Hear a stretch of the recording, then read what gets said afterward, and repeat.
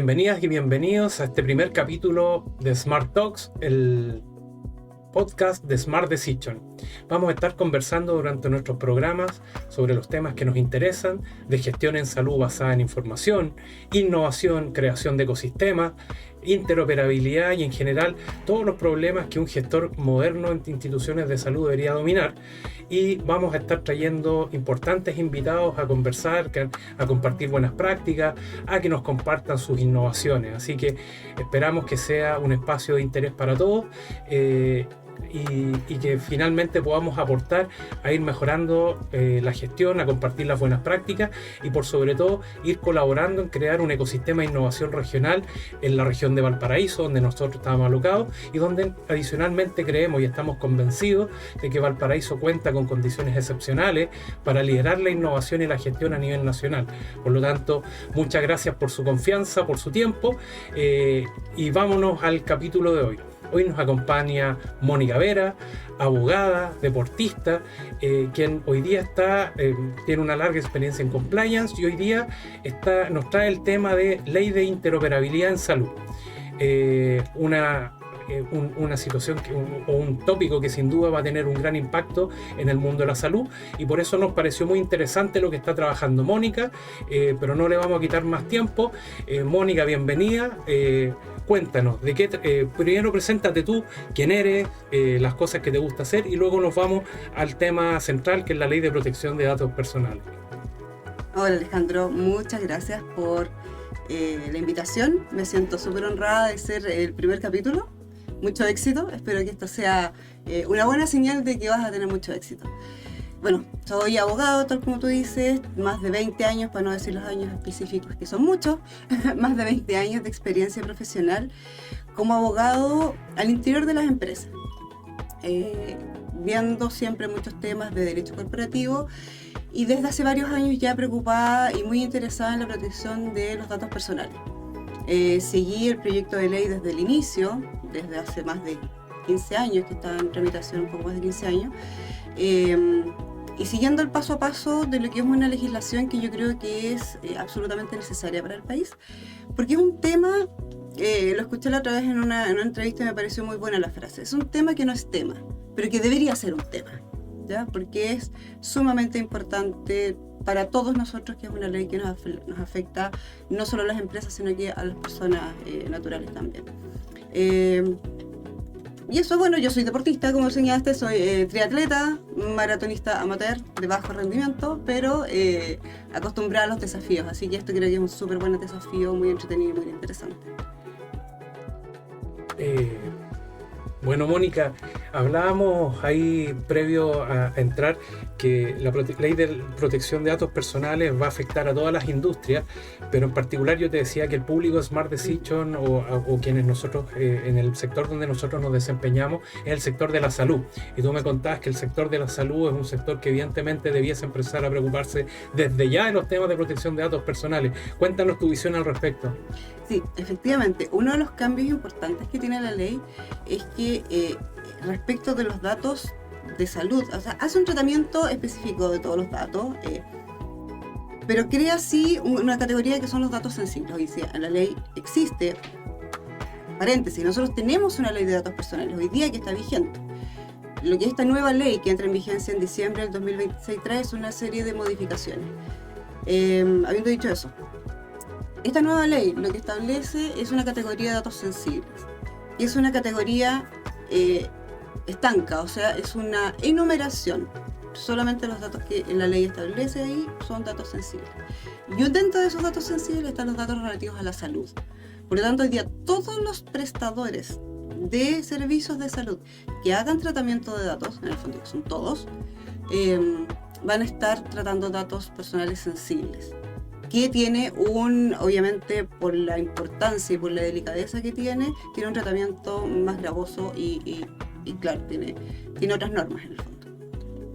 Oye, Mónica, y aquí en realidad esto depende del tamaño, si yo soy un centro médico pequeño o una clínica, una red clínica de gran tamaño, o si estoy en el sector privado o el sector público, ¿me va a afectar por igual? ¿Cómo está contemplada la ley en ese sentido?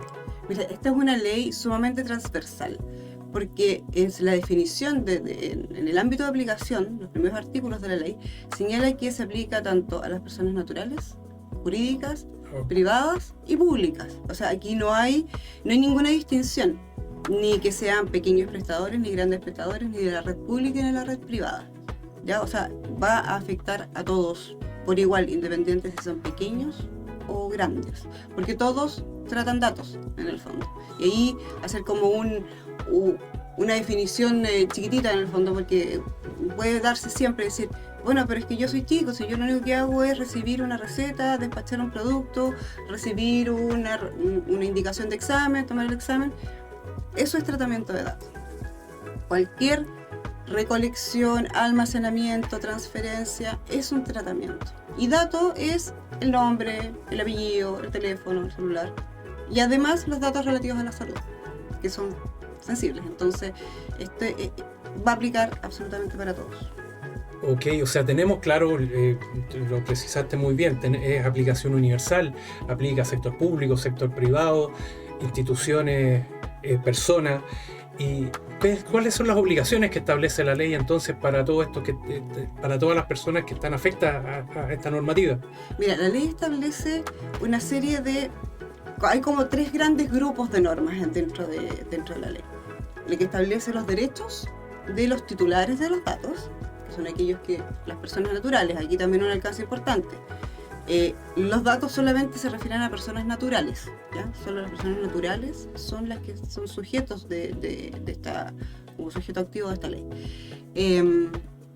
Y establece ciertos derechos para los titulares de los datos, que son antiguamente los derechos ARCO.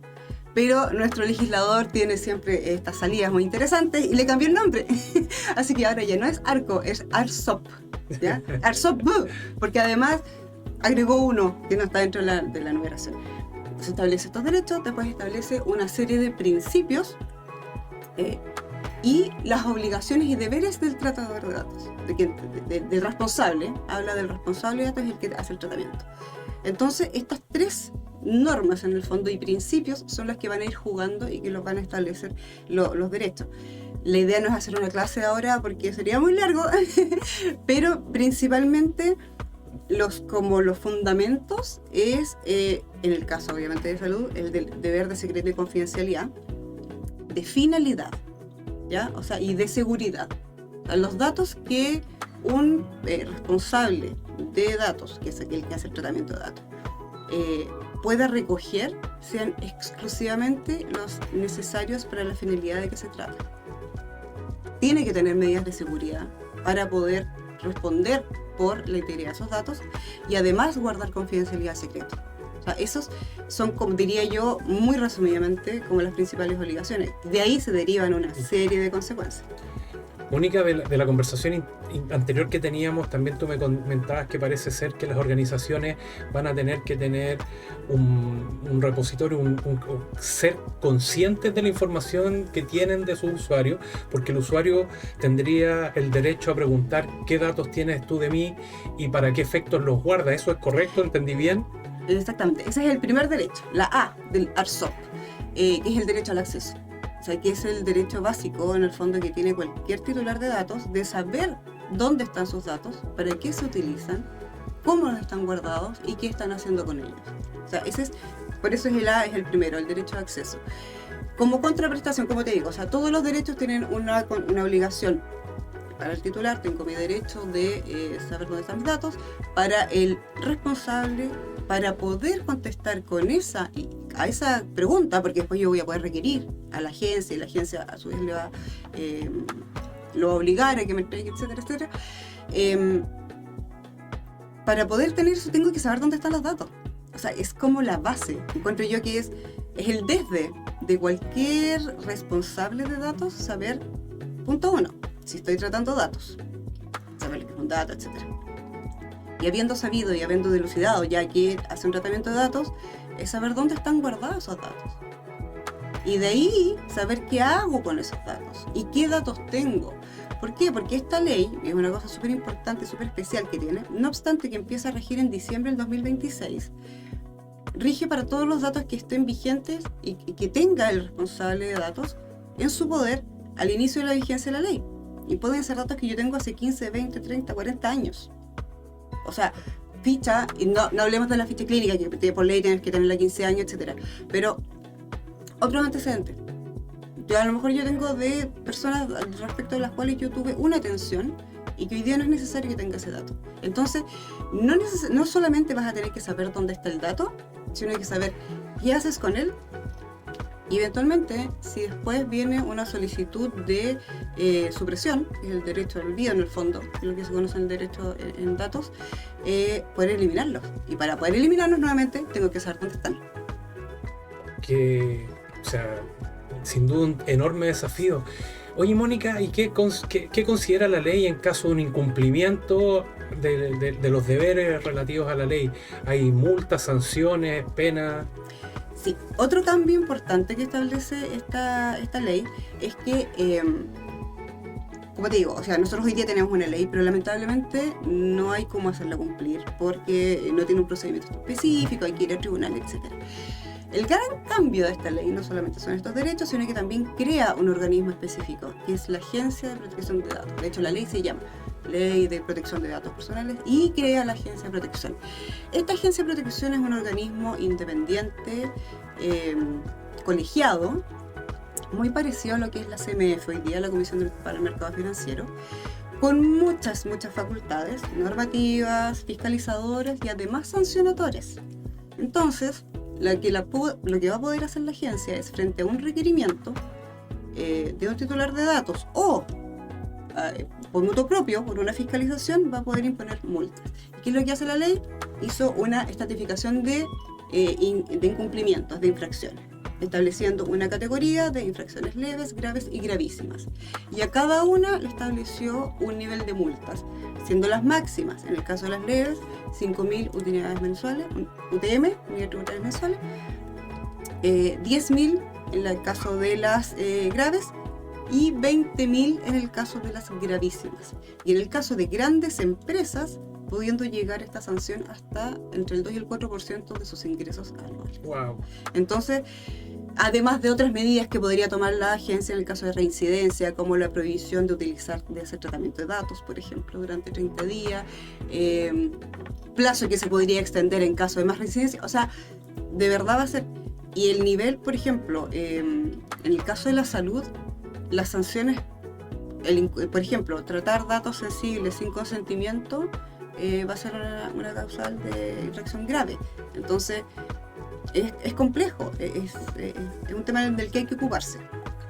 Ok, entonces entendemos una ley que per se es compleja, que adicionalmente genera un rol fiscalizador, genera un músculo, digamos, para poder fiscalizar, y adicionalmente contempla multas que son muy cuantiosas en términos económicos, pero adicionalmente podrían inhabilitar al cierto uso de ciertos datos. Es decir, la invitación es aquí a ponerse las pilas para poder reaccionar.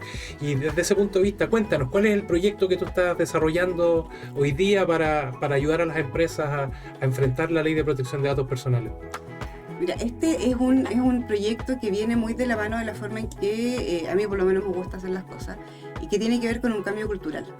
En el fondo, transmitir la importancia que tiene la protección de datos.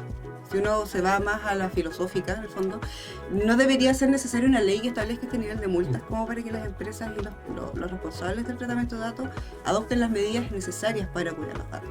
Los datos hoy día en el mundo dicen que es el nuevo petróleo, porque la información, o sea, el dato es información, y hoy día la información es lo que va a mover el mundo, sobre todo con la cantidad de desarrollos tecnológicos que hay.